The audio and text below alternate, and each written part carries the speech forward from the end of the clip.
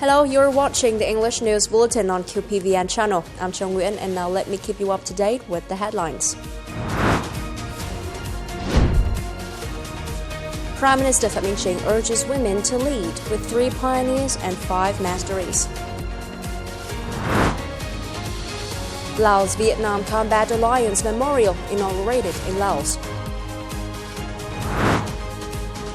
Vietnamese and Thai navies organize joint patrol. On November the 30th in Hanoi, Prime Minister Phạm Minh Chính delivered remarks at the conference reviewing the implementation of the project supporting women's startups for the 2017-2025 period, or Project 939, launching the project supporting women startups for the 2026-2035 period, or Project 2415, and commending exemplary cooperatives managed by women in 2025. According to the report presented at the conference, 8 years of implementing Project 939 have brought about a clear shift in the startup journey of Vietnamese women. More than 443 billion Vietnam dong from the state budget and 211 billion Vietnam dong from non-state sources were mobilized, creating a broad support network from the central to local levels. Over 118,000 women received support in starting businesses. Nearly 130,000 women-owned enterprises were provided with consultation and development assistance, and more than 1,600 cooperatives, along with 6,000 cooperative groups managed by women, were established. In a speech, Prime Minister Phạm Minh Chính affirmed that the achievements of Project 939 are only the beginning of a more dynamic phase for women-led entrepreneurship. The Prime Minister emphasized that the innovative startup journey of Vietnamese women is noble and meaningful, yet filled with challenges. With the spirit of party leadership, state facilitation, women pioneering, union support, national development, people's prosperity, he expressed his hope that Vietnamese women will remain resilient, creative, and determined to pursue legitimate prosperity, contribute to economic development, and continuously create positive values for themselves, their families, and society. Facing human and property losses caused by floods in the 4 provinces of Đắk Lắk, Gia Lai, Khánh Hòa, and Lâm Đồng, Prime Minister Phạm Minh Chính recently requested the urgent implementation of a housing construction campaign in the spirit of Quang Trung campaign starting from December 1st, with a spirit of speed, both building new houses and repairing collapsed or damaged houses, ensuring that people have stable housing before the state. As planned, the stabilization of housing for flood-hit victims must be completed by December the 10th. All damaged houses must be repaired by December 31st, and the construction of new houses must be completed by January the 31st, 2026. Priority should be given to repairing 39 schools in Khánh Hòa, which must also be completed by December the 10th, 2025, for students to soon return to school. The Laos-Vietnam Combat Alliance Memorial was inaugurated and handed over in Se Sông Bun province of Laos on November the 30th. This is a project of great significance, symbolizing the solidarity, the side-by-side combat spirit of the militaries and people of Laos and Vietnam throughout history. It is not only a cultural and historical highlight, but also a vivid testament to the great friendship, special solidarity, and comprehensive cooperation between Vietnam and Laos. It is also an address to educate future generations on the traditions of pride and contributing to promoting the increasingly sustainable development of the relationship between the two countries. The restoration project will cover an area of 6,300 square meters, while new items will be built on a total area of 2,000 square meters. An outstanding new construction item is the 1,500 square meter park, designed with artistic architectural works combining playgrounds, pedestrian areas, and a concrete embankment system with an area of over 2,000 square meters. The Vietnam-Laos friendship is a steadfast, time-honored bond forged through generations and regarded as a rare model of international relations. On the occasion of the 50th National Day of the Laos People's Democratic Republic, December the 2nd, we invite viewers to listen to the heartfelt memories and messages shared by Lieutenant General Nguyễn Tiến Long, Vice President of the Vietnam-Laos Friendship Association, who spent nearly a decade fighting side by side with the Lao people. General, having devoted many years to supporting Laos' struggle for independence, how do you feel on the upcoming 50th National Day of the Lao People's Democratic Republic? We're approaching the National Day of the Lao People's Democratic Republic. This occasion holds a profound meaning, not only for the Lao people, but also for the Vietnamese, especially for us and those who were entrusted by the Vietnamese state to fight and work in Laos.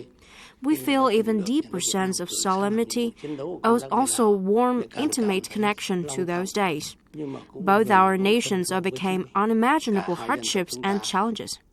Even we at the time could not foresee the extent of the difficulties we would face, and friends around the world could hardly imagine what we had to endure to protect independence, sovereignty, peace, and the unity of our homeland, while still giving Laos wholehearted, devoted, and effective support. The Lao people faced even greater hardships, yet by standing shoulder to shoulder in wartime, we achieved miraculous victories. Through immense difficulty and sacrifice, our Lao brothers and sisters remained steadfast. I would like to convey my sincere sentiments to the party, state, people, and armed forces of Laos, and hope that with this tradition, Laos will continue to achieve even greater success in building and safeguarding your beloved homeland and ours. Among all the moments you experienced, which memory gives you the clearest sense of loyal and enduring bond between Vietnam and Laos?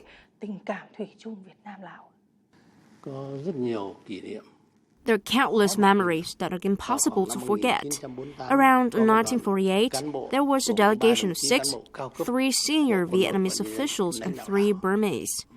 3 Vietnamese soldiers who were regularly operating in the Lao battlefield were assigned to guide them from Thailand through Siêng Khoảng towards Sam Nua to meet President Ho Chi Minh. After crossing the Mekong River and marching deep into Laos for about 3 days, the group was ambushed late in the afternoon. Combat turned into close-quarter fighting. In the final moments, the leader of the Vietnamese security team was wounded, his thigh bone shattered.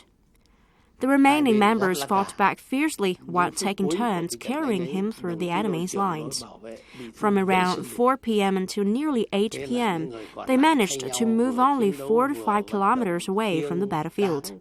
Exhausted, they stopped briefly to rest and review the situation. When the review was nearly finished, the wounded team leader spoke up. He carefully compared the group's situation with his own condition and made an extremely brief request, just 6 words. I request to be left behind. In a person's lifetime, there may be many requests, but this 6-word request reflected the noble consciousness and dedication of Vietnamese soldiers. It was a profound and condensed expression of sacrifice, of giving everything for victory. Just from that story alone, we can feel how sacred the Vietnam-Laos relationship is. Special may not even be enough to describe it.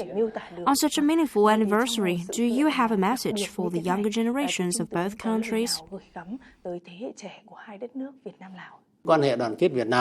The Vietnam-Laos solidarity is a great friendship, a special relationship, and in many ways, even a lifeline for both nations. Also comprehensive cooperation. This is an essential direction for us in a new era, moving forward with determination and dignity. This great friendship will continue to benefit our peoples and stand as a shining example of humanity. And of course, the responsibility now belongs to the younger generations of today and tomorrow. I hope they will move forward with the full strength inherited from their predecessors, with the noble examples set by the peoples of Laos and Vietnam under the leadership of President Ho Chi Minh, President Khe Sanh Phong Vi Hanh, and Prince Su Van Nu Vong.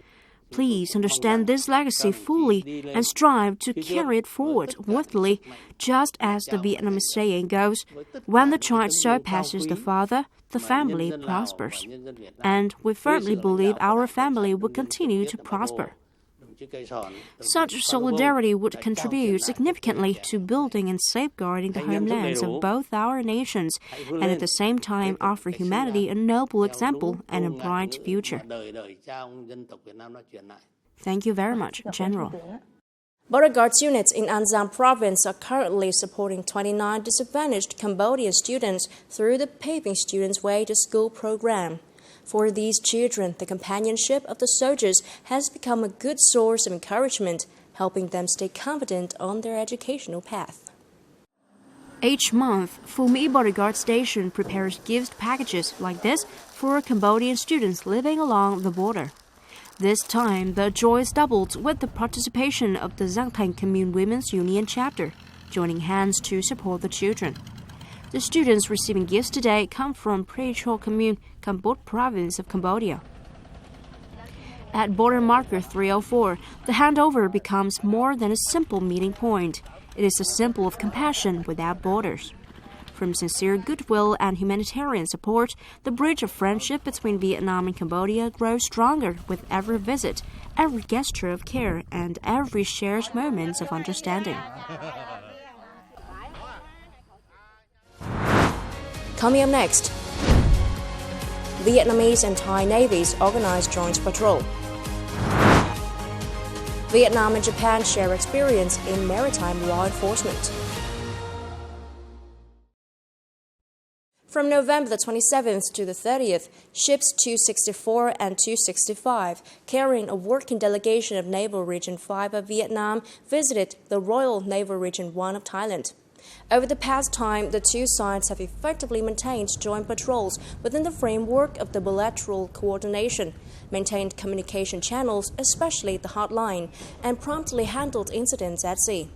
Looking ahead, the two sides will continue to strengthen cooperation in joint patrols in association with mass dissemination to fishermen of both countries on the compliance with fisheries operations regulations.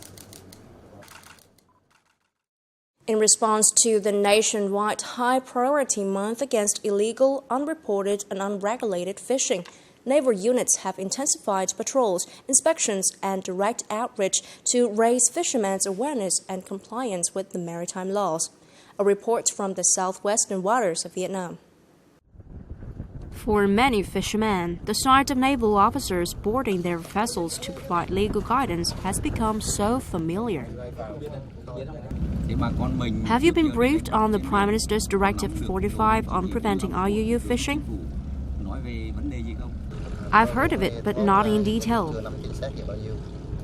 Directive 45 outlines urgent solutions against IUU fishing.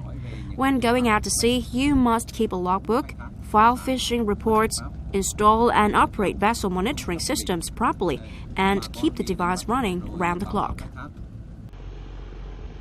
These direct exchanges have become a routine part of the Navy's work at sea, helping fishermen better understand the law and comply more effectively. With the Navy's guidance, we know how clearly where are we allowed to operate and where we aren't. We'll strictly follow the law when fishing offshore. We'll continue working closely with functional forces to patrol and control our assigned sea areas, firmly preventing any illegal, unreported, and unregulated fishing activities. Through persistent efforts, the Navy not only helps fishermen operate lawfully and safely at sea, but also contributes to building a responsible, sustainable fisheries sector, an important step in removing the EU's IUU yellow card. After a 24-day voyage from November the 7th to the 30th, spanning nearly 5,000 nautical miles, Vietnam Coast Guard vessel 8004 has returned home, successfully concluding its visit and exchange program with the Japan Coast Guard.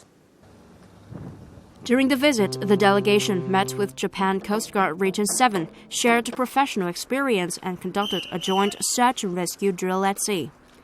Despite long distances, challenging weather, and high-intensity operations, the crew of Vessel 8004 maintained discipline, solidarity, and strong performance throughout the mission. The trip further cemented friendship, trust, and cooperation between the two forces under the 2015 Memorandum of Cooperation, demonstrating the Vietnam Coast Guard's ability to conduct extended missions in distant waters and its readiness to coordinate with other nations in handling maritime situations. And that's all for now. Remember, you can always watch news again at qpvn.vn. Now, thank you for watching and hope to see you next time.